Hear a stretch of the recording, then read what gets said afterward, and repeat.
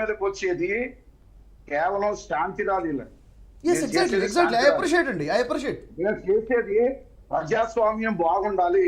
అది హిందూ అయినా, ముస్లిం అయినా, బుద్ధిస్ట్ అయినా, క్రైస్ట్ అయినా, ఏ మతస్థుడైనా. సార్ మీరంతా ఎటుపోయారు సార్? ఫ్లాగ్ చూపెట్టి ఈ గుడ్డ ముక్కగా మనం దండం పెట్టేది, ఈ గుడ్డ ముక్కగా మనం అది చేసినప్పుడు మీరు ఎటుపోయారు సార్? గుడ్డ ముక్క ఒక ఫ్లాగ్ ను, ఒక దేశ చిహ్నాన్ని గుడ్డ ముక్కను చేసినప్పుడు మీరు ఎటుపోయారు సార్? తర్వాత ఇంకో విషయం, అందరు ఖండించాము. ఎక్కడ ఖండించారు సార్? ఎవరు వచ్చారు సార్? వానికి ఏది శిక్ష? ఏదో ఎవరో ఒకరు మాట్లాడినందుకు దేశానికి, రాష్ట్రానికి ముడిపెట్టొద్దు. పాస్టర్సే సార్, వాళ్ళు కూడా పాస్టర్సే. వాళ్ళు అందరూ బ్రహ్మాండంగా లక్షల మంది, వేల మంది ముందట మాకు సపరేట్ దేశం కావాలి, ముస్లింస్ కు పాకిస్తాన్ ఇచ్చిండ్రు, బంగ్లాదేశ్ ఇచ్చిండ్రు, మాకు వేరే దేశం కావాలన్నప్పుడు మీరు ఎటుపోయారు సార్? ఒకసారి మాట్లాడనివ్వండి ప్లీజ్. అరే దీనికి సమాధానం చెప్పండి ప్లీజ్. ఇప్పుడు కూడా మీరు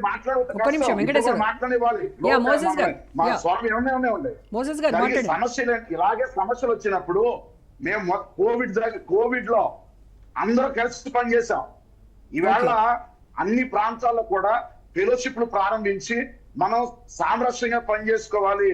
ఇటు ముస్లింస్ అయినా, ఇటు హిందువులైనా, క్రైస్తవులైనా హింసాత్మక చర్యలు చేయొద్దు. మత గ్రంథాలు. జయరాజ్ గారి గురించి చెప్పండి సార్. జయరాజ్ గురించి చెప్పండి. జరిగిన లోపాలు ఉన్నాయి, వాటిని సరి చేయడానికే పెద్దలందరూ సంఘటితమై కలిసి ఐక్యపరచడానికి ప్రయత్నం చేశారండి.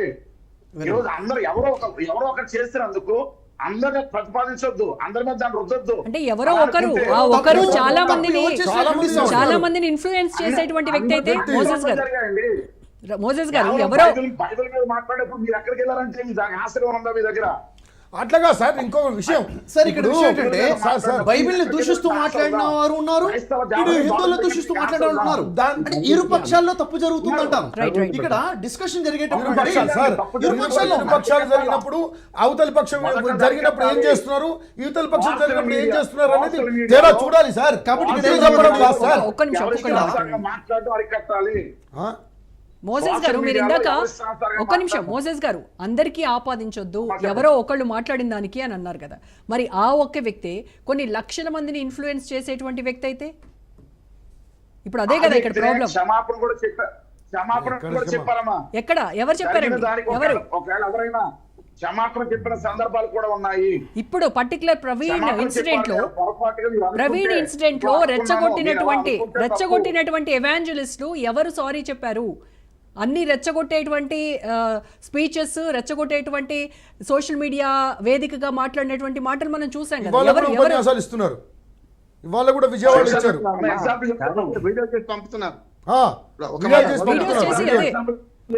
పర్సనల్ వీడియోస్ చేసి పంపిస్తున్నారు. ఇరు వర్గాల్లో ఉన్నారండి. మళ్ళీ అట్లా ఇరు వర్గాలు పెట్టకండి. ఒక నిమిషం ఇరు వర్గాలు దయచేసి ఇరు వర్గాలు. ఉదాహరణకి భరతమాత గురించి మాట్లాడిన విజయ్ కుమార్ గారు తన సారీ చెప్పాడు. భరతమాత గురించి నేను పర్టికులర్ ప్రవీణ్ ఇన్సిడెంట్ గురించి మాట్లాడుతున్నాను. మోసెస్ గారు అడిగారు. జయరాజ్ గురించి చెప్పండి. సుధాకర్ గురించి జయరాజ్ ఏమన్నారంటే, జయరాజ్ మాట్లాడారు, కేఏ పాల్ మాట్లాడారు, కలవర్ సతీష్ మాట్లాడారు, అజయ్ కూడా మాట్లాడాడు. మీరు ఒకసారి వినాలి. వీళ్ళందరూ పాస్టర్సే సార్, వీళ్ళందరూ పాస్టర్సే.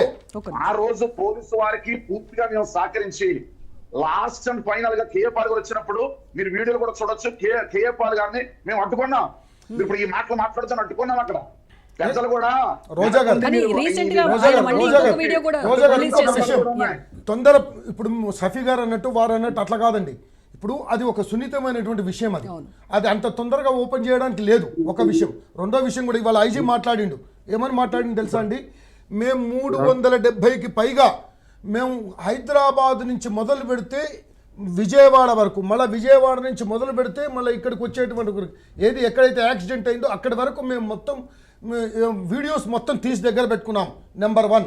నెంబర్ 2, ఆయన విజయవాడలో ఉన్నటువంటి 4.5 గంటలు ఎక్కడున్నాడు, ఏం చేశాడు, ఎవరితో మాట్లాడాడు, ఏం జరిగింది అక్కడ అనేటువంటి దానికి మేము 6 నేసి మేము అక్కడ పంపించాం.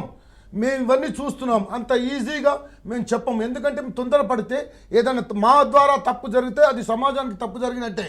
కాబట్టి మేము దాన్ని ఆచి తూచి చేయాల్సినటువంటి అవసరం ఉంది. moreover, high profile cases evidences మొత్తం చూసిన తర్వాత Complete గా evidences మేము వచ్చిన చెప్పాల్సినటువంటి అవసరం ఉంది. మా మీద బాధ్యత ఉంది.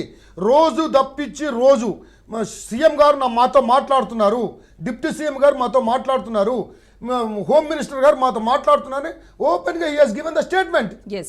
అరే ఇప్పుడు ఒక విషయం చెప్తున్నాను, అరే ఇంత దౌర్భాగ్యమా?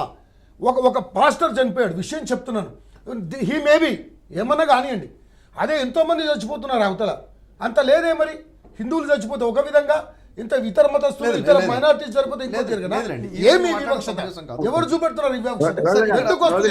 రామ్మోహన్ గారు ఒక నిమిషం. Yes, yes, రామ్మోహన్ గారు. ఎప్పుడు కూడా తప్పుకు తప్పు ఒప్పు కాదంటున్నాను. ఇప్పుడు దాన్ని చూపెట్టండి. రాజుగారు మా భార్య పెద్ద భార్య మంచిదంటే చిన్న భార్య చెడ్డదనే సమస్య